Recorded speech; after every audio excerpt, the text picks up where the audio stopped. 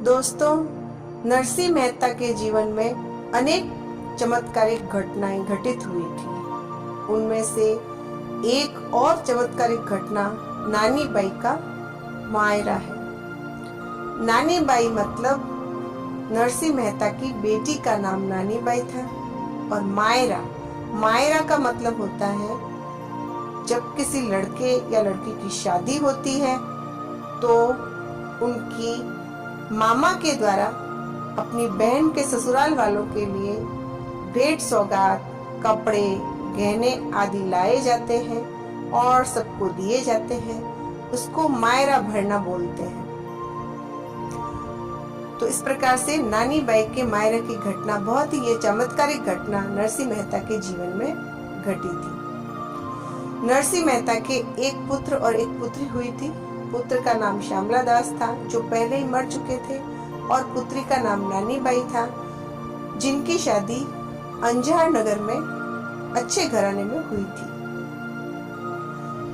नानी बाई के एक पुत्री हुई जिसका नाम सुलोचना बाई था, और जब वह बड़ी हुई तो उनकी शादी तय हुई। जब शादी तय हुई तो नानी बाई के पीहर वालों को भी बुलाना जरूरी था।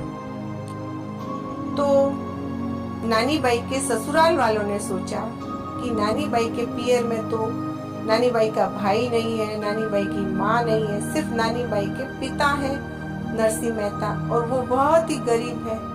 और वो क्या मायरा लेके आएंगे, वो क्या मायरा भरेंगे, वो मायरा नहीं भरेंगे, साधु संतों की टोली अपने साथ लेकर के आ जाएंगे तो हमारी समाज में बहुत ही बदनामी होगी। तो इस बदनामी से बचने के लिए क्या किया जाए?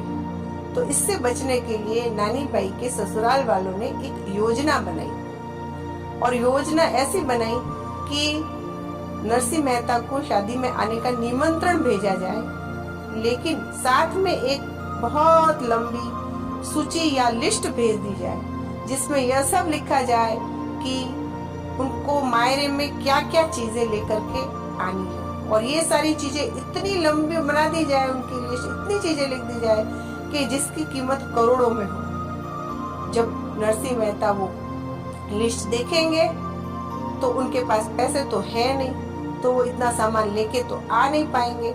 तो वो क्या करेंगे, डर जाएंगे और अपने आप ही शादी में आएंगे नहीं। इस प्रकार से हम लोगों की बदनामी से बच जाएंगे। ऐसी योजना ससुराल वालों ने बनाई। योजना के अनुसार अंजार गांव से नरसिंह मेहता को निमंत्रण पत्रिका और मायरे की लिस्ट भेजी गई।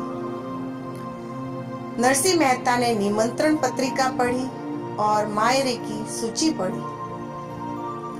नरसिंह मेहता ने सोचा, मैं तो एक गरीब व्यक्ति हूँ, मेरे पास इतना धन नहीं है कि मैं अपनी बेटी का मायरा भर सकूं।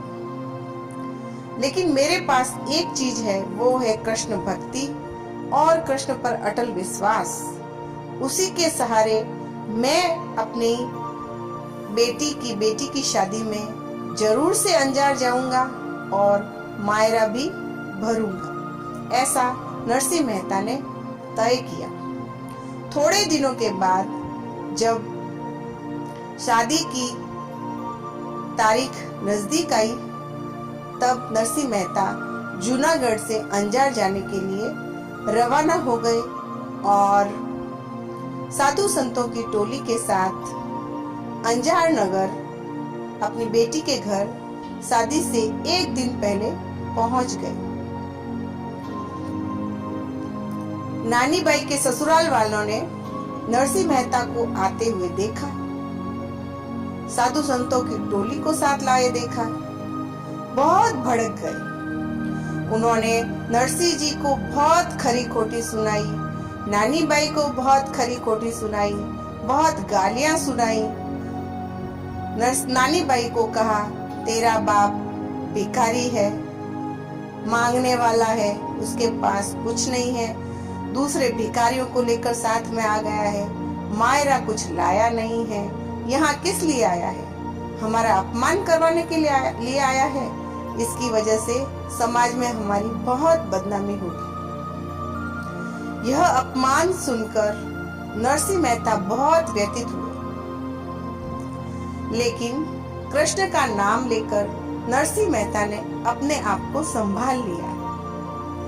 नानी बाई भी बहुत दुखी हुई अपने पिता का अपमान देखकर, लेकिन वो अपने आप को संभाल नहीं पाई और आत्महत्या करने का निश्चय कर लिया। और इसी निश्चय को पूरा करने के लिए वो एक तालाब के किनारे पहुंच गई। और जैसे ही वह पानी में कूदने वाली थी, स्वयं कृष्ण भगवान प्रकट हुए और उसे रोका। बहन, तू पानी में कूदकर क्यों आत्महत्या करना चाहती है? नानी बाई ने बताया, मेरा भाई है नहीं, मेरे पिता मायरा भरने आए हैं, मेरे पिता कुछ लाए नहीं हैं और मेरे ससुराल वालों ने मेरे पिता का बहुत अपमान किया है, मेरा भी बहुत अपमान किया है, जो मुझसे सहन नहीं हो रहा है और इसीलिए मैं मरना चाहती हूँ। कृष्ण भगवान ने कहा, बहन तू अपना घर वापस जा, मैं कल मायरा भरने के लिए जरूर से आऊंगा, मैं तुझे वचन देता हूँ, आश्वासन देता हूँ। नानी बाई को कृष्ण भगवान ने आश्वासन दिया।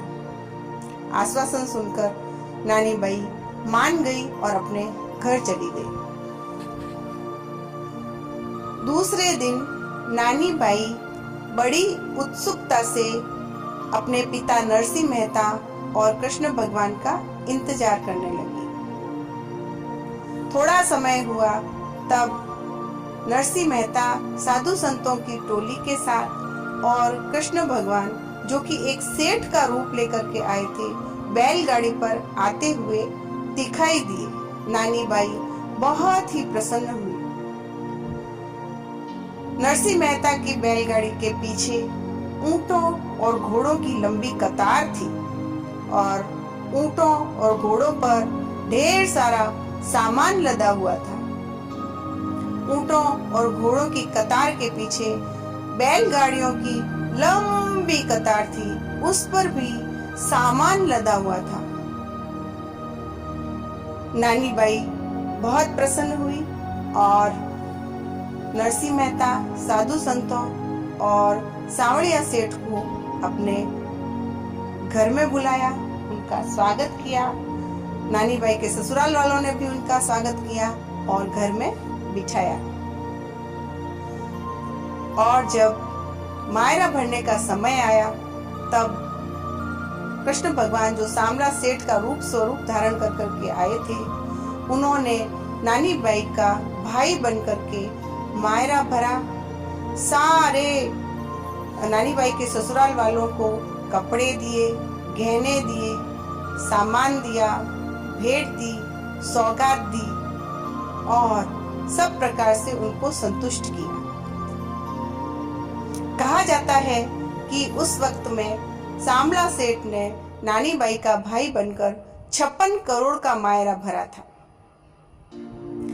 और जो नानी बाई के ससुराल वाले थे वो धन के बहुत ही लोभी थे, तो उनके लोभ का नाश करने के लिए कृष्ण भगवान ने और एक चमत्कार किया। कहा जाता है कि उन्होंने 12 घंटे तक स्वर्ण मुद्राओं की बारिश की, ताकि नानी बाई के ससुराल वालों का धन का जो लोभ है वो मिट जाए। इतना सारा वैभवशाली मायरा देख करके पूरा अंजार नगर आश्चर्यचकित हो गया। नानी बाई के ससुराल वाले आश्चर्यचकित हुए और नानी बाई के समाज वाले थे वो भी सब बहुत ही आश्चर्यचकित हुए और वाह वाह करने लगे। ऐसा मायरा उन्होंने भरते हुए पहले न किसी को देखा और न उन्होंने अपने जीवन में कभी देखा और न ही वो कभी आगे ऐसा देखने वाले थे।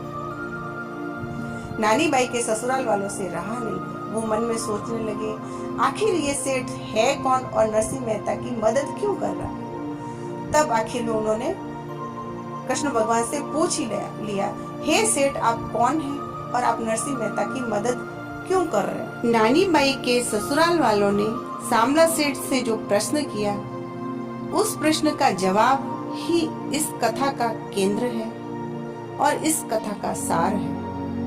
इसके जवाब के पश्चात सारे प्रश्न समाप्त हो जाते हैं। सांवला सेठ ने जवाब दिया, हे नानी बाई के ससुराल वालों, नरसिंह जी मेरे स्वामी हैं और मैं इनका सेवक हूँ।